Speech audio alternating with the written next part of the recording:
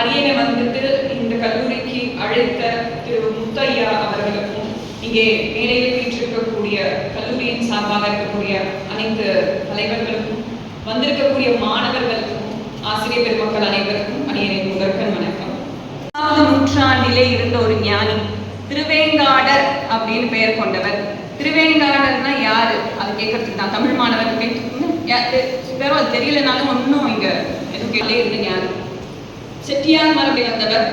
10 கோடி ரூபாவை எனக்கு வேணான்னு போட்டு தெருவுல போய் நின்றார்.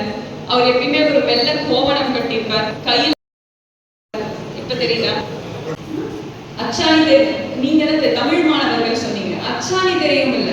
அப்ப நான் கேட்கிறேன், அச்சாணினா என்னன்னே தெரியல. சக்கரம் சுத்துதா அந்த இடத்துல நீட்டா இங்க இருக்கும்ல, அச்சாணி கையிட்டு சக்கரம் முடிஞ்சு போயிடும். அப்ப என்னதான் ரதம் அழகா இருந்தாலும் அந்த இடத்துல நிக்க முடியாது. அதுதான் ஒரு சக்கரம் மாதிரி, சக்கரத்துல இருக்கக்கூடிய அச்சாணி மாதிரி ஒரு வாழ்க்கையினுடைய ஆர்வம் என்பதை நீங்க தெரிஞ்சுக்கணும். நீங்க நல்லா படிங்க, சயின்ஸ் படிங்க, பயோகெமிஸ்ட்ரி படிங்க, எல்லாம் படிங்க. 1000 இருந்தாலும் நீங்களே ஒரு கல்யாணம் ஆயிடுச்சு விட்டுட்டு போகணும். இப்பெல்லாம் நம்ம அப்படியா செய்யணும். ஒரு பெண்ணை தவறா ஒரு குழந்தை விட்டு வைக்கிறோம். அப்ப இந்த நாட்டுல எங்க அறம் இருக்கு? அப்ப தமிழ் மொழி இல்லைன்னா நீ எங்க அறத்தை படிப்ப? அரசியலா ஆயிட்டோம் நாமெல்லாம், அந்த இடத்துல அதிகாரியா இருக்கணும். அதிகாரி தான் தப்பு பண்ணணும், மேல இடத்துலதான் தப்பு நடக்குது. எதற்குன்னா படிச்சுட்டு டிகிரி வாங்கிட்டு பொசிஷன்ல இருக்கிறது முக்கியம் கிடையாது. எப்பொழுது நாம் அறத்தை விதிக்கிறோமோ, அந்த அறத்தை மறக்கிறோமோ, நாம் அனைவரும் மரங்களாக மாறுகிறோம் என்பதை, மிருகங்களாக மாறுகிறோம் என்பதை நீங்க தெரிஞ்சுக்கணும். இன்னைக்கு இந்த ராஜா நந்திவர்மா கல்லூரியில் இருக்கக்கூடிய இங்கே கேட்கக்கூடிய உரையில நீங்க படிக்கிறீங்க, 40% வாங்குறீங்க, 100% வாங்குறீங்க, ஹையா பாஸ்ட் வருவீங்க, டிஸ்டிங்ஷன்ஸ் வாங்குறீங்க, பிளேஸ்மெண்ட் வாங்குறீங்க, பெரிய இடத்துக்கு போறீங்க. எங்கே சென்றாலும் அறத்தை விடக்கூடாது என்பதை உங்கள் மனதின் நான் இன்று விதைக்கிறேன். எப்போ இருந்தாலும் என்னைக்காவது ஒரு காலகட்டத்துல நீங்க தவறு செய்யணும்னு நினைக்கும் பொழுது அடியனுடைய வார்த்தைகள் உங்களுக்கு ஈட்டி மாறி குத்த வேண்டும் என்பது என்னுடைய தாழ்மையான வேண்டுகோள். இது நான் நிச்சயமா கேட்கிறேன். சரியாக பார்க்க தெரியாத சமுதாயமாக நாம் வளர்ந்து கொண்டிருக்கிறோம் என்றால் அறமானது இடத்திலே இல்லை. அந்த சமுதாயம் மிக கேவலமான சமூகமாக தான் வரும். அதனால நீங்களாம் ஃபியூச்சர் பில்லர்ஸ் அப்படின்னு சொல்றாரு.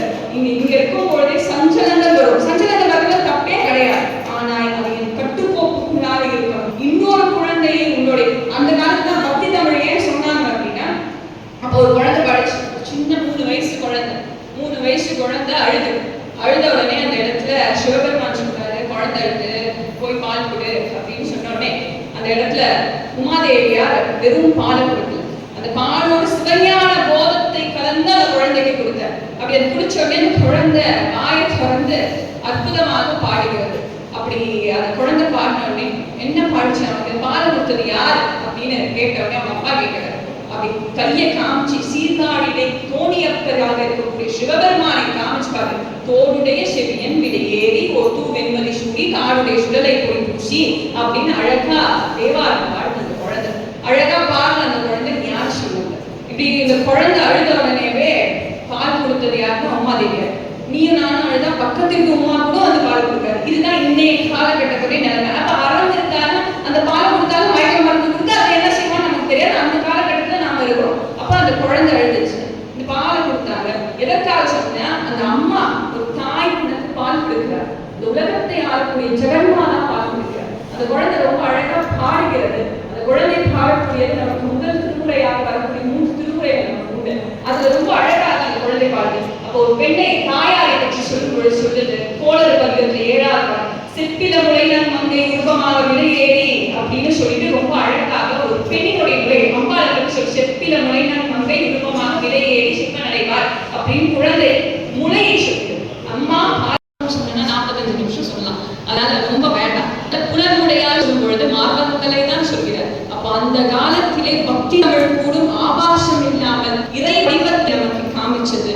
பாடலில் கூட சொற்களில் கூட அறம் இருந்தது. இன்றைக்கு நாம் பார்க்கக்கூடிய எதிலையுமே அறம் இல்லை என்பது நிசத்தியமான உண்மைதான். அப்ப நீ கேட்பாங்கம்மா, நீ பேசு அப்படின்னு சொன்ன அதே மாதிரி கேட்டு மகிழ்ந்து உங்க எல்லாருக்கும் இந்த அறம் என்ற வித்தை நான் இந்த இடத்தை விதித்திருக்கிறேன் என்று நினைக்கிறேன். 3 ஆண்டுகள் நீங்கள் நல்லபடியா, 2 ஆண்டுகள் இல்ல, முதுகலை நல்லபடியா முடிச்சுட்டு போகும் பொழுது உங்கள் வாழ்க்கையில் அனைவரும் இந்த குத்துவிளக்கு ஏற்றிய மாதிரி உங்கள் அஞ்ஞானம் நீங்கி ஞானம் இருக்க வேண்டும் என்று அனைவரும் நீங்கள் விரும்பியவாறே படித்து வைக்க வேண்டும் என்று உங்கள் குடும்பத்திற்கும் பெருமை சேர்த்து, தயவு செய்து தற்கொலை செய்யணும் அப்படின்னு எண்ணங்கள்லாம் வந்துச்சுன்னா வாழ்க்கையில ஒரு நிமிஷம் நல்ல புத்தகங்களை தேர்ந்தெடுத்து படிப்பதற்கு பழகிக் கொள்ளுங்கள்.